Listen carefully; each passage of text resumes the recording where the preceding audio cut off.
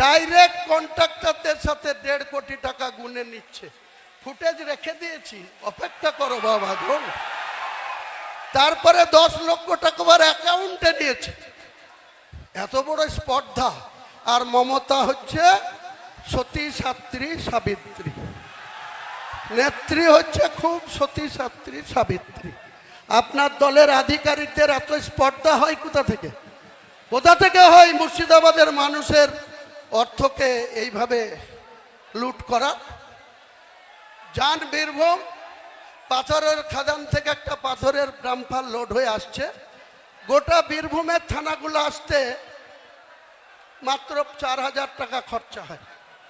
যেই মুর্শিদাবাদের বেলগ্রাম ঢুকবে বড়ুয়া থানায়, শুরু হয়ে যাবে একাই একটা থানাতে 4,000। যেই কাঁদি আসবে, এক মহান মাতব্বর আছে মৃণাল সিনহা, কাঁদির আইসি, অমনি তার পাওয়ার 6,000 টাকা লাগবে গাড়ি পিছু। তাহলে 4 আর 6 10,000। বহরমপুর এসে হেডকোয়ার্টার, সেটা আবার নেমে যায় 2,000। এই তুলাবাজির ভাগ কে নেয়? তুলাবাজির ভাগ কোথায় যায়? ওয়াকফ নিয়ে। আপনি বললেন মুসলমানদের কোনো চিন্তা নাই, আমি মুখ্যমন্ত্রী থাকতে ওয়াকফ নিয়ে তোমাদেরকে ভাবতে হবে না। আমি একাই ওয়াকফ আইন মানছি না, অ্যামেন্ডমেন্ট মানছি না। কে বলেছিল? মুখ্যমন্ত্রী বলেছিল না আপনারা বলেছিলেন? বলেছিল। এবং সুতি থেকে, মুর্শিদাবাদের সুতি থেকে 6 মে 2025 উনি পরিষ্কার বললেন, আমি ওয়াকফ নিয়ে এখানকার মুসলমানদের কোনো আন্দোলন করতে দেব না। তাদের যদি আন্দোলন করার ইচ্ছা হয় দিল্লিতে যাক, দিল্লিতে গিয়ে আন্দোলন করুক। আপনার এত স্পর্ধা, আপনি রাজ্যের মুখ্যমন্ত্রী, গোটা রাজ্যের মানুষকে সুরক্ষিত রাখা আপনার মরাল ডিউটি। আপনি সেটা না করে মুসলমানদেরকে এত তাচ্ছল্য। আপনার বেলারো অফিসগুলা, ল্যান্ড দপ্তরের মন্ত্রী আপনি, বেলারো অফিসগুলা কিভাবে লুট করছে।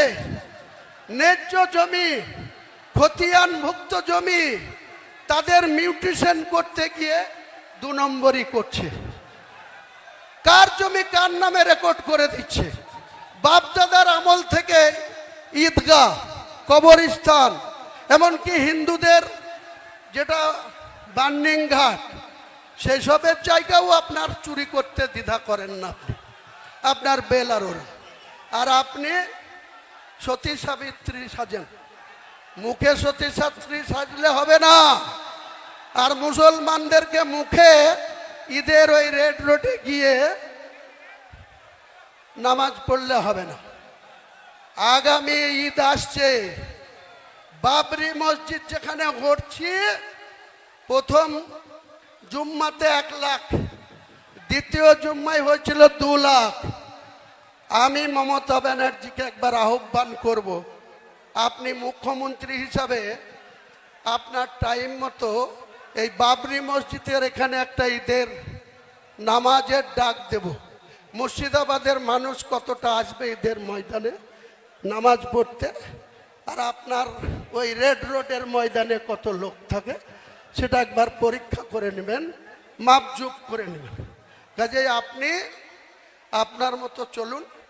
ফেব্রুয়ারি মাসটা আমাদের পুলিশের চুমকানি ধুমকানি একটু সহ্য করতে হবে। যারা সহ্য করবেন, অতিরিক্ত মাত্রায় করলেই আমাকে জানাবেন। আমি যদি আমার নজরে আসে, পুলিশ যদি হুমায়ুন কবিরের পার্টিতে যোগদান করার জন্য, এই মিটিংয়ে আসার জন্য মুর্শিদাবাদ সহ বাংলার কোনো থানা যদি মিথ্যা মামলা দেয়, যদি আননেসেসারি হয়রানি করে, জেলায় হলে তো 48 ঘন্টার মধ্যে থানা ঘিরব, আর রাজ্যের যে কোনো জায়গায় হলে 72 ঘন্টার মধ্যে সেই থানায় মমতা বন্দ্যোপাধ্যায়ের পুলিশের বিরুদ্ধে ডেপুটেশন হবে। আর শুধু ডেপুটেশন হয়ে খালি খালি চা খেয়ে বাড়ি আসবো না। যে মিথ্যা মামলা দিচ্ছেন সেই মিথ্যা মামলাকে উইথড্র করাবো, তা নাহলে এক একটা থানার ইট খুলে নেব, এক একটা থানার ইট খুলে নেব। পাল্লা আটকে নেবেন, কত পুলিশ আছে, কত গুলি চালাতে পারেন। ডাইরেক্ট কন্ট্রাক্টরদের সাথে 1.5 কোটি টাকা গুনে নিচ্ছে। ফুটেজ রেখে দিয়েছি, অপেক্ষা করো বাবা গো। তারপরে 10 লক্ষ টাকা আবার অ্যাকাউন্টে নিয়েছে। এত বড় স্পর্ধা। আর মমতা হচ্ছে সতী সাত্রী সাবিত্রী, নেত্রী হচ্ছে খুব সতী সাত্রী সাবিত্রী। আপনার দলের আধিকারিকদের এত স্পর্ধা হয় কোথা থেকে?